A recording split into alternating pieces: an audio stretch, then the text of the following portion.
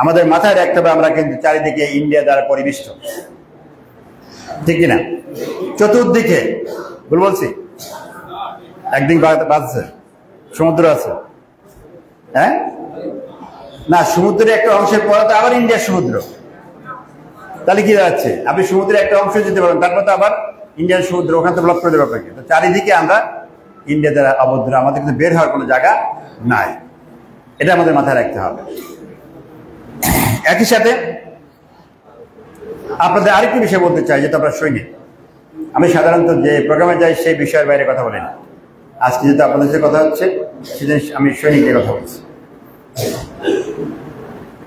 আমাদের এই ভূখণ্ড যে আঞ্চলিক রাজনীতি বলা হয়, এই ইন্ডো পাক রিজিয়ন বা সাউথ ইস্ট এশিয়ার যে রিজিয়নটা আছে, র্যাপিক রিজিয়ন আছে, এই রিজিয়নটা কন্ট্রোল করা হচ্ছে ইন্ডিয়ান ডক্ট্রিন দিয়ে। নাম শুনেছেন? ইন্ডিয়ান ডক্ট্রিন দিয়ে, এটা আর্মিতে পড়ায়। ইন্ডিয়ান ডক্ট্রিন দিয়ে কন্ট্রোল করা হচ্ছে আমাদের এই ভূ রাজনীতিটা। ইন্ডিয়ান ডক্ট্রিনের মূল মন্ত্রই হচ্ছে আমরা ব্রিটিশ ভারত চাই, এখানে ইন্ডিয়া থাকবে, শ্রীলঙ্কা থাকবে না, নেপাল থাকবে না, ভুটান থাকবে না, বাংলাদেশ থাকবে না, পাকিস্তান থাকবে না, ব্রিটিশদের যে ভারত ছিল সেই ভারত থাকবে। এটা হচ্ছে ইন্ডিয়ান ডক্ট্রিনের মূল বক্তব্য। গন্ডগোলটা সবসময় ওখানে লাগতেছে, কাহিনী কিন্তু জনগণ জানে না। আমি জানি না খুব হাই থটের কথা বলছে কিনা, কারণ আপনাদের কাছে মজার প্রোগ্রাম, আনন্দ করার প্রোগ্রাম, আমি কিন্তু খুব ডিপ কথা বলতেছি, খুব সিরিয়াস কথা বলতেছি। এখন গন্ডগোলটা ওখানে, কারণ একদল প্ল্যান করে বসে আছে যে আমরা এটাকে এক করে একটা দেশ বানাবো। আর আপনারা সৈনিকরা শপথ করেছেন এই বাংলার ভূখণ্ডের মধ্যে কাউকে ঢুকতে দেবো না। গন্ডগোল লাগবে না? তাহলে যে চাচ্ছে যেটা ঢুকাতে আর আপনাদের ঢুকাবেন না, তাহলে গন্ডগোল লাগবে না? একই সাথে জিউস প্রোটোকল নাম শুনছেন? জিউস প্রোটোকল জায়ন ইহুদিবাদী চক্র দ্বারা এই জিউসরা করেছে জিউস প্রোটোকল, যেটা দিয়ে সারা দুনিয়া কন্ট্রোল করা হয়। জিউস প্রোটোকল দিয়ে সারা পৃথিবী কন্ট্রোল করা হয়। বিশ্বের মাত্র 100 কোটি জিউস, 800 কোটি মানুষের মধ্যে কত পার্সেন্ট? তারা বিশ্বের প্রায় 65% সম্পদের মালিক, বিশ্বের সমস্ত অস্ত্র কারখানার মালিক, বিশ্বের সমস্ত মিডিয়ার মালিক, বিশ্বের সমস্ত ফুড চেনের মালিক, বিশ্বের সমস্ত অয়েল চেনের মালিক হচ্ছে ওরা। এই শক্তির বলে তারা গোটা দুনিয়াকে শাসন করছে, অন্যায়ভাবে জুলুম করছে। ইরান থেকে একটা বোমা মারলো, হঠাৎ করে একটা মসজিদে পড়ছে, আর সাথে হসপিটালে পড়ছে, সাথে সাথে সারা দুনিয়ার মানবাধিকার করে লেখা শুরু করলে মানবাধিকার লঙ্ঘন হয়েছে। আরে বেরোল পুরো সকালে বিকালে তোমরা ওখানে হসপিটাল হামলা হচ্ছে না, মানুষ নিহত হচ্ছে না, প্রতিনিয়ত হচ্ছে। মানবাধিকার লঙ্ঘন হয় না, তাদের মিডিয়া লেখে না, কারণ মিডিয়ার মালিক তো ওরা। সেই জিউস প্রোটোকলের 1 লক্ষ পৃষ্ঠার দলিল, এর মাঝখানে একটা চ্যাপ্টার আছে নিউ গ্লোব ম্যাপ, মনে রাখবেন, বিশ্বের নতুন মানচিত্র, নিউ গ্লোব ম্যাপ। সেই নিউ গ্লোব ম্যাপে বাংলাদেশ নামে কোনো রাষ্ট্র নাই, পাকিস্তান নামে কোনো রাষ্ট্র নাই, সেই ম্যাপে সৌদি আরব নামে কোনো রাষ্ট্র নাই। কথা বলছেন? তাহলে জিউস প্রোটোকলের সাথে ইন্ডিয়ান ডক্ট্রিন মিল আছে না? অ্যালাইন করা। তারা স্বপ্ন হচ্ছে যে এটা এইভাবে চেঞ্জ হবে। সৌদি আরব কেন ভাঙতে হবে? সৌদি আরব হল মুসলিম বিশ্বের মোড়ল, এটা ভেঙে 3টা রাষ্ট্র করবে। একটা মক্কা মদিনা কেন্দ্রিক, এটা লাইক ভ্যাটিকান সিটি, একটা রিলিজিয়াস স্টেট, দাম্মাম কেন্দ্রিক একটা রুরাল স্টেট, আর রিয়াদ কেন্দ্রিক একটা পলিটিক্যাল স্টেট। যদি একটা বড় শক্তিকে 3 ভাগ করা, শক্তি সরে যায় না? এটাই হচ্ছে তাদের চক্রান্ত। এগুলো আমাদের সঙ্গে জানতে হবে। একজন জবাব দেন। নামাজ কয়টায়? 1:30টায়। আচ্ছা, 5 মিনিট আগে ছাড় দিতে হবে। আচ্ছা, ঠিক আছে। আচ্ছা, না আমি তাড়াতাড়ি শেষ করে দেবো ইনশাআল্লাহ।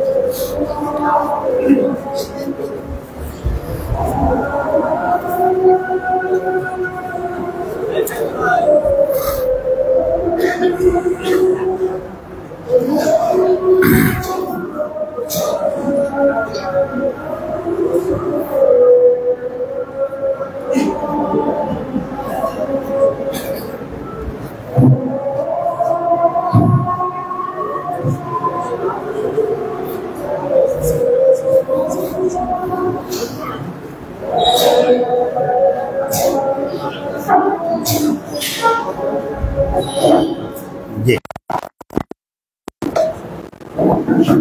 আপনাদের খারাপ লাগছে না তো?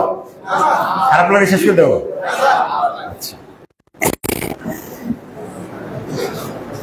দেশের একজন বিবেকবান মানুষ হিসাবে, একজন দেশপ্রেমিক মানুষ হিসাবে আমি বিবেকের তাড়নে কথাগুলো বলছি। আমি আবারও বলছি, আমি বিবেকের তাড়নে কথাগুলো বলছি। আমি দুইটা চেতনা আমি সবসময় লালন করি। একটা হচ্ছে যে আল্লাহ সুবহানাহু ওয়া তাআলা আমাকে সৃষ্টি করেছেন, আবার সৃষ্টি করে আমেরিকাও পাঠাইছে একের ওয়াজ করা গায়ে এই বালিদিয়া গ্রামে, যেখানে বালিদিয়া রায়সাগুন 21-3 খুন, এই গ্রামের বাসিন্দা বানাইছে আমাকে। আল্লাহ কি খামাকে পাঠালো ওই গ্রামে আমাদের? আল্লাহ সুবহানাহু ওয়া তাআলা নিশ্চয়ই এটা সুস্পষ্ট লক্ষ্য উদ্দেশ্য নিয়েই আমাকে এই বাংলাদেশের ভূখণ্ডের বালিদিয়া গ্রামে পাঠিয়েছে।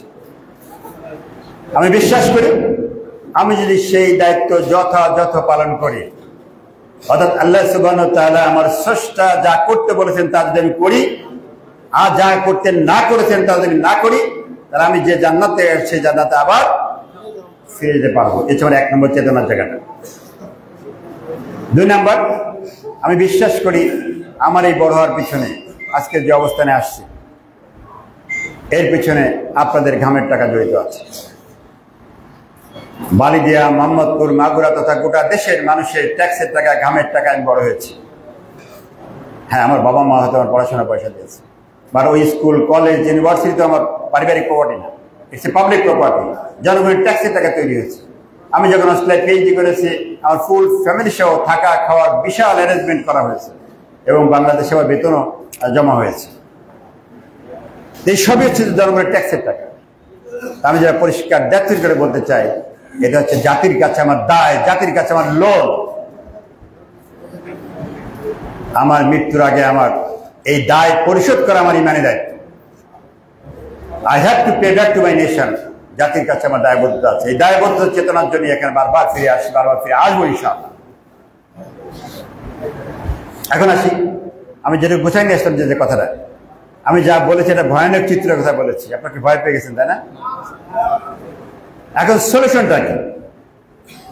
এই ছোট্ট ভূখণ্ড, এখানে গ্লোবাল চক্রান্ত, আন্তর্জাতিক ষড়যন্ত্র আছে, আঞ্চলিক ষড়যন্ত্র আছে, দেশীয় ষড়যন্ত্র আছে, চক্রান্ত আছে। কেন?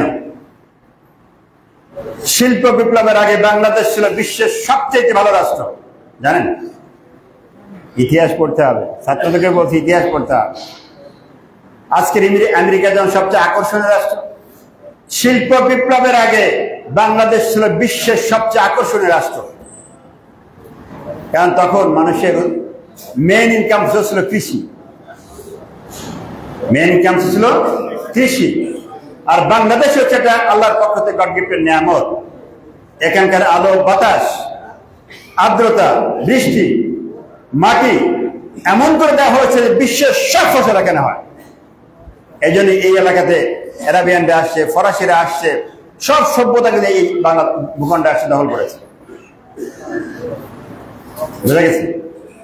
এটা কথা আছে না যে গরিবের সুন্দরী বউ সকলেরই ভাবে, তাই না? এখন যেতেই ভূখণ্ডটা ভালো, সবাই এখানে আসতে চায়, সবাই এখানে দখল নিতে চায়, একত্রিত নিতে চায়। বাট আমরা কি সবার ভাবি হব? আমরা কি সবাই কাছে ব্যবহৃত হব? হব না। কি করতে হবে? আমি অনেকবার বলেছি, আপনাদের সেনাবাহিনীর ঊর্ধ্বতন অফিসার, সেনা এক্স সেনাপ্রধান যারা আছেন তাদের সাথে ফ্রিকোয়েন্ট মিটিং করেছি, রাষ্ট্রের বিভিন্ন অঙ্গনে বারবার মিটিং করেছি। আর জুলাই বিপ্লবের পর তো দিন রাত নাই, লেগেই আছে যে কোনোভাবে যেন ছাত্রদের ঐক্য নষ্ট না হয়। যে চেতনা নিয়ে বিপ্লবটি হয়েছে, সেই চেতনা যদি নষ্ট হয়ে যায় তাহলে এই শেষ, আর কোনোদিন ফিরে আসবে যায় না। 54 বছরের মধ্যে এত সুন্দর পরিবেশ বাংলাদেশে আসে নাই যে স্বাধীনভাবে কথা বলা যায়, প্রোটেস্ট করা যায়, প্রতিবাদ করা যায়, যায় না? করা যাচ্ছে তো? এই পরিবেশ যেন আবার চলে না যায় সেজন্য আমাদের চেষ্টা করতে হবে। যদি হয় তাহলে আমরা ব্যর্থ হব। এখন এই চক্রান্ত থেকে বাঁচার জন্য আমি বারবার মিটিং করে বলেছি, there is only way for the people's army. জানেন পিপুলস আর্মি কি জিনিস? একজন বলেন তো, আপনার তো আর্মির লোক। পিপুলস আর্মি, হ্যাঁ, সমস্ত বাহিনীতে সম্মিলিত বাহিনী পিপুলস আর্মি। হ্যাঁ,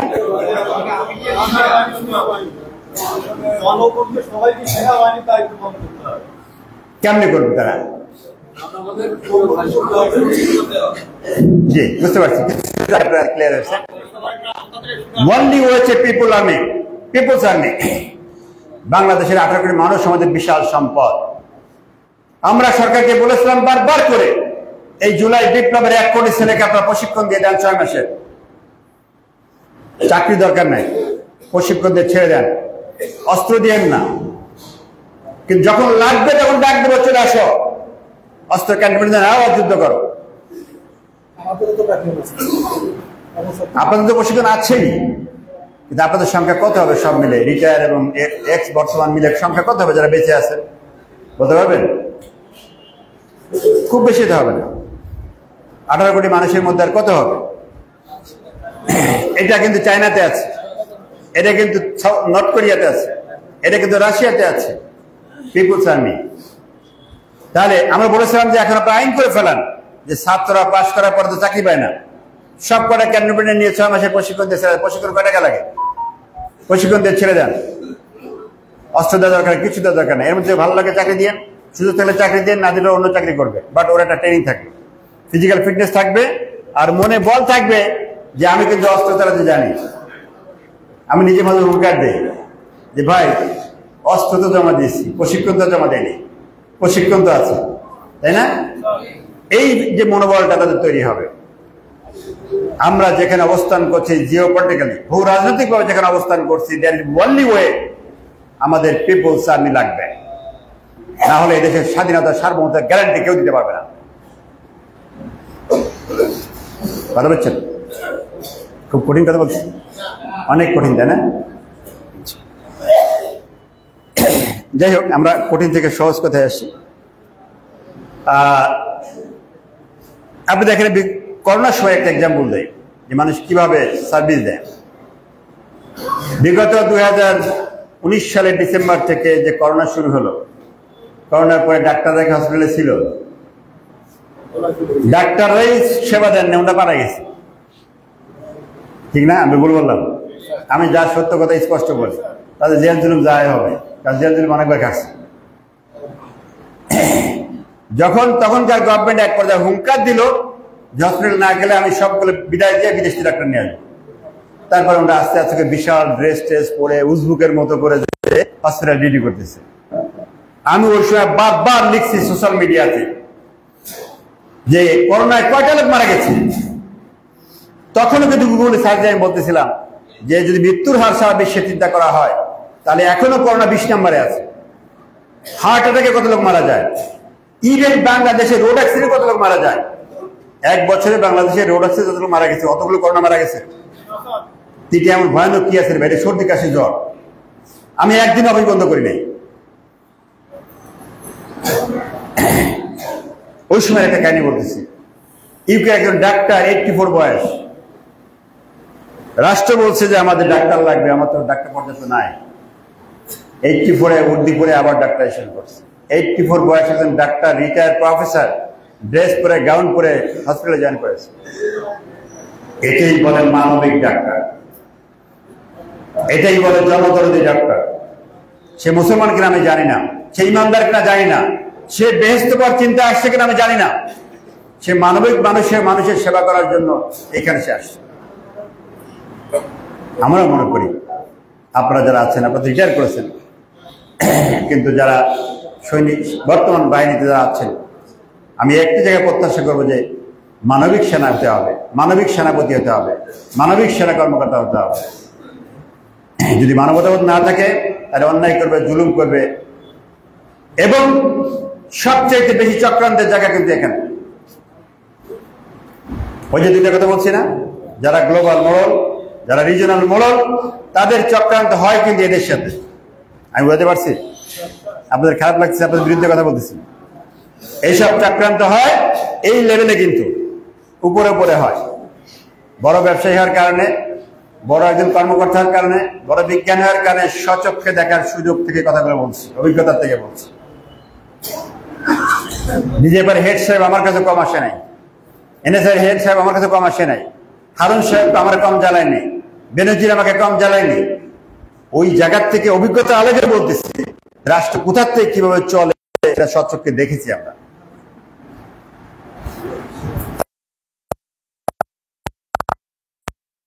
রাষ্ট্রকে রক্ষা করার জন্য কিছু লোক চক্রান্তকারী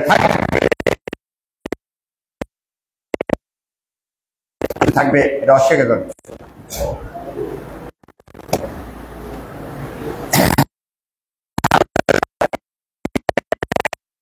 আমাদেরকে জানা নাই যে আপনাদের অ্যাক্টিভিটিসটা কি আসলে। আমি বলতে চাই, যদি সম্ভব আপনারা সারা বছরই কিছু প্রোগ্রাম নেন, কাজ নেন, কারণ আপনাদের যথেষ্ট এখনো বয়স আছে, কাজ করার সামর্থ্য আছে। এখানকার সবাই বলতেছি না, যারা ইমিডিয়েটলি রিটায়ার করে আসছেন তাদের বয়স তখন বেশি থাকে না, তখনও কাজ করার সামর্থ্য থাকে। তো সেই জায়গায় আপনারা এলাকা ভিত্তিক করতে পারেন। আবার কেউ যদি মনে করেন আমাদের সাথে সম্পৃক্ত হতে চান, অসুবিধা নেই, মানে বিশাল দোয়ার খোলা আছে। যেন আমরা গতকাল একটা সার্কুলার দিয়েছি, 1800 লোক নেবো আমরা, 1800, এর মধ্যে 900 আছে সিকিউরিটি, তো সুযোগ আছে। আবার সিকিউরিটি সুপারভাইজার আছে, অফিসার আছে, সবই আছে। আমি একটা সেক্টর কথা বলতেছি, আর শুধু যে চাকরি করতে নট নেসেসারি, এর বাইরেও করার সুযোগ আছে। আপনি এন্টারপ্রেনার হন, ছোট ছোট আপনি উদ্যোক্তা হন, ছোট ছোট ব্যবসা করেন, আমরা সেই সুযোগ ক্রিয়েট করতে পারবো। আপনারা যদি চান, আপনাদেরকে এই উদ্যোক্তা হওয়ার জন্য কি করতে হবে? কারণ হুট করে করলে ধরা খাবেন, মার খাবেন। জানি ব্যবসা করবেন, পুঁজিবাটা সব চলে যাবে, কিন্তু আগে বুঝতে হবে কি ব্যবসা করবেন, কিভাবে করবেন, কোথা থেকে মালটা পাবেন, কোথায় সেল করবেন, কি হিসাবপত্র কিভাবে করবেন, ইত্যাদি বিষয়গুলো জানতে হবে, জেনে শুরু করতে হবে। তো সেখানে যদি আপনারা করতে চান, আমি আপনাদের পাশে থাকবো ইনশাআল্লাহ। খুশি হন নাকি পাশে না থাকলে খুশি? কোনটা?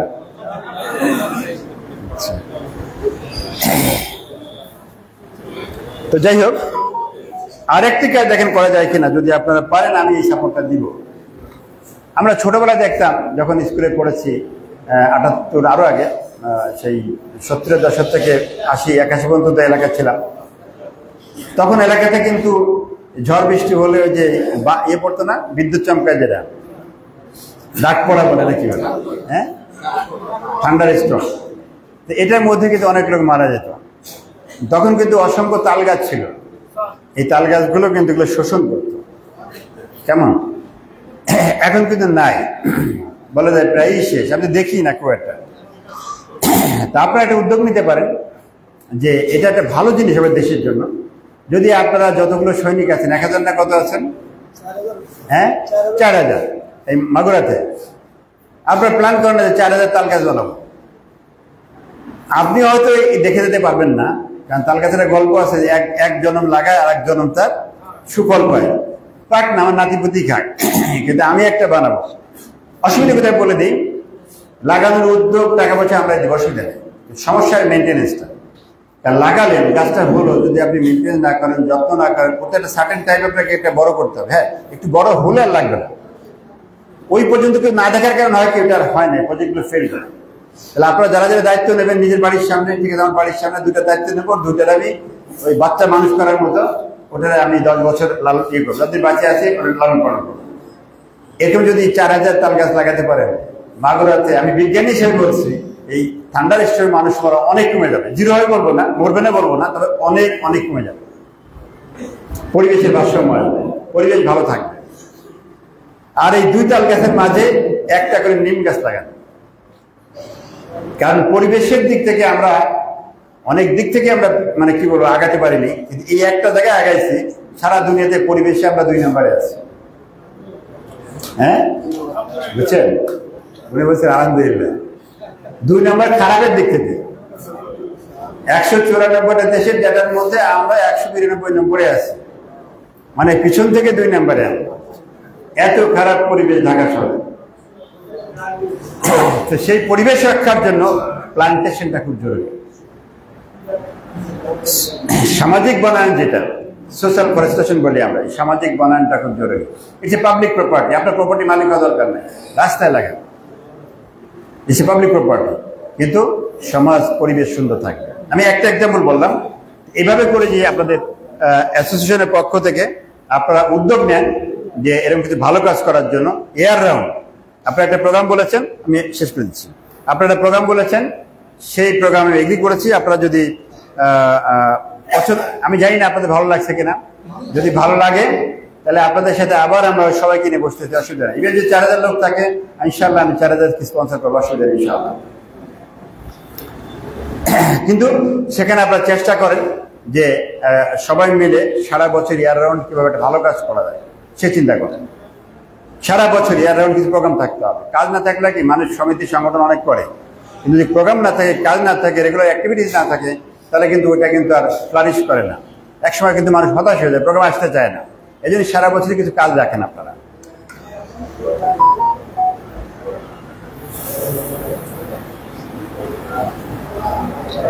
আচ্ছা, একটা স্লিপ আসছে যে এই এলাকাতে একটা হসপিটাল করার বিষয়ে। আসলে অনেক কিছু করার প্ল্যান আমার ছিল, আমি আগেই বলেছি যে 16 বছর মানে অনেক অনেক নেক থাকে। তো আমি মানে কিছু বায়াসটিসই বলতে পারেন যে আসলে আপনি আমাদের অফিসে যাবেন হেডকোয়ার্টারে, দেখবেন যে ডানিয়া বে সব ম্যাগদের ভাষায় কথা বলতেছে, তার মানে বুঝছেন তো কারা ওরা। তো এই ইচ্ছাটা আমার আছে। আমরা 33 ইন্ডাস্ট্রি যখন হয়েছে, আমি প্ল্যান করলাম মাগুরা একটা ইন্ডাস্ট্রি করবো, মাগুরা একটা হসপিটাল করবো। সেক্ষেত্রে আপনাদের জি আপনাদের সাপোর্ট লাগবে। আপনাদের সাপোর্ট ছাড়া আমি করতে পারবো না। আমি আশাবাদী মানুষ, নিরাশ হই না, আশাবাদী বা নিরাশ হই না, কিন্তু আমি এক্সপিরিয়েন্সটা বলতেছি। আজ থেকে প্রায় 10-12 বছর হবে আগে চিন্তা করলাম যে এই ধোয়াল বাজারটা আছে না, এই বাজারের একটা রাস্তা গেছে বালিদিয়ায়, একটা গেছে বড়রিয়ায়, আর ধোয়াল বাজার রাস্তাটা, আর ওই পেছনে আবার একটা কানেক্টিং রাস্তা আছে, ওই ধোয়াল আর বালিদিয়া রাস্তা কানেক্টিং। না এই ধোয়াল বাজার থেকে একটা গেলো বালিদিয়া, একটা গেলো বড়রিয়া, ওর মাঝের যে জায়গাটা বাজারের পেছনে, আর ওর পেছন দিয়ে আরেকটা রাস্তা, কাঁচা রাস্তা ছিল তখন, এখন পেছনে যায় না। এই জায়গাটা আমি সিলেক্ট করলাম যে যদি আমি 20 একর জায়গা পাই, একটা ইন্ডাস্ট্রি করবো, তাহলে অন্তত 5000 লোকের কর্মসংস্থান হবে। সিলেক্ট করার পরে 3 একর বায়নাও করেছিলাম। বায়না করার পরে শেষ পর্যন্ত যখন এলাকার নেতা কথাটা বুঝলো যে এই লোক যদি এখানে ইন্ডাস্ট্রি করে ফেলে আর 5000 লোক যদি তার কর্মকর্তা কর্মচারী হয়, তো হেরে তো আর ভোটে ফেল করানো যাবে না। তখন তারা লাগলো আমার বিরুদ্ধে চক্রান্ত, ষড়যন্ত্র, এবং যে লোকের বায়না করলাম সেই লোকরে বাধ্য করলো ওই বায়নাটাকে ফেরত দিতে পারে। তা আমি আর কি করবো, আমি যেহেতু মানে হাবাগোবা মানুষ, নামাজ দেওয়া পড়ি, ব্যাকল মানুষ, আমি চুপচাপ করে টাকাটা ফেরত নিয়ে 1 বছর পরে ঢাকা চলে গেছি। তো এই হচ্ছে সহযোগিতার বিষয়টা। আমি আমাদের বাড়ির সামনে মোহাম্মদ, ঠিক আছে আমি বিরোধ করছি না, বাড়ির সামনেই অপোজিটে আমার এলাকার লোকদের বললাম যে ঠিক আছে তোমরা 10 একর জায়গা দাও, আমি একটা হসপিটাল করি। তাহলে কিছু তো করতে পারলাম না, সবাই তো অনেক কিছু করে, একটা হসপিটাল করি, মানে মানবতার সেবা, দেশের সেবা কাজ করা যায় না। তো সেটা আমাদের এলাকার লোকেরা মিলাতে পারেনি। আর শেষ পর্যন্ত আবার কিছু ইয়ে থাকে না, সাপ দালাল কি বলবো শব্দটা, কন্ট্রাক্টর দালাল, মানে যোগাযোগ করে তারা, মিডিয়া না।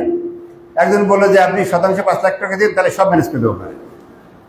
আচ্ছা, বালিদি গ্রামের মাঠের জমি, আচ্ছা কোন, তো আমি জানি না আপনার কোন আইডিয়া আছে কিনা, আমার আসলে আইডিয়া নেই, আমি জানি না শতাংশ মাগরা কত বেচছে বা বালিদি গ্রামের মাঠে কত বিক্রি আমাকে জানা নাই। 5 লাখ কি জাস্টিফাইড বলেন তো আপনারা? আর সেটা কিনা এখন ইন্ডাস্ট্রিও করবো না, সেটা কিনে হচ্ছে মানুষের জন্য মানবতার সেবাটা হসপিটাল করবো। তখন প্রস্তাব দিল যে আপনার তো টাকা আছে, 5 লাখ টাকা শতাংশ দেন, আমরা ম্যানেজ করে দিই। এই হলো মানে আমাদের সাপোর্ট এবং সহযোগিতার লেভেলটা আমি বলতেছি।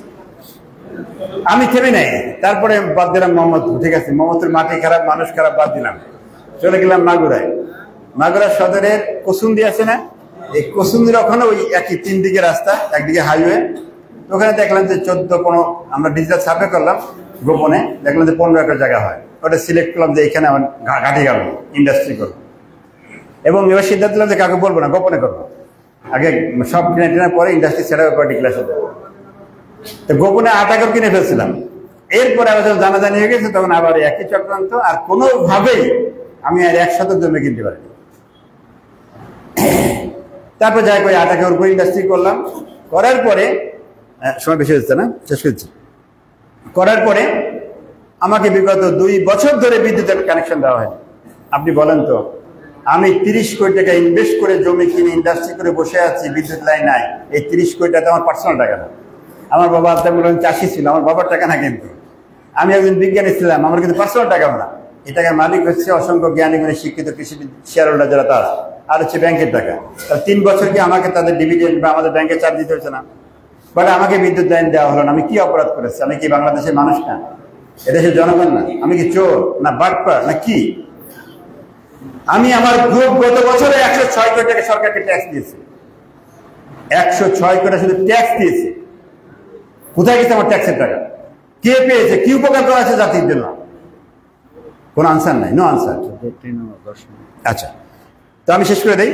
তো আপনাদের যে প্রস্তাব দিয়েছেন যে আমরা দেখি হসপিটালের প্ল্যান তো আমার আগেই ছিল, যদি আপনারা সাপোর্ট দেন, হেল্প করেন, আমরা সবাই মিলে, আসলে উদ্যোগটা সামষ্টিক, আমরা সবাই মিলে করতে হবে। কেউ বুদ্ধি দিয়ে হেল্প করবেন, কেউ হয়তো জায়গা সিলেক্ট হেল্প করবেন, কেউ হয়তো ফান্ড দিয়ে হেল্প করবেন, আবার কেউ হয়তো ডাক্তার দিয়ে হেল্প করবেন। সামগ্রিকভাবে সবাই মিলে যদি করি তাহলে আশা করি এটা ভালো কিছু করা সম্ভব হবে। তো আপনাদের শেষ কথা হচ্ছে এটাই, আপনাদের যে কোনো ভালো উদ্যোগের সাথে আমি ছিলাম, আছি, থাকবো ইনশাআল্লাহ। সবাই ভালো থাকবেন, সুস্থ থাকবেন। আল্লাহ হাফেজ।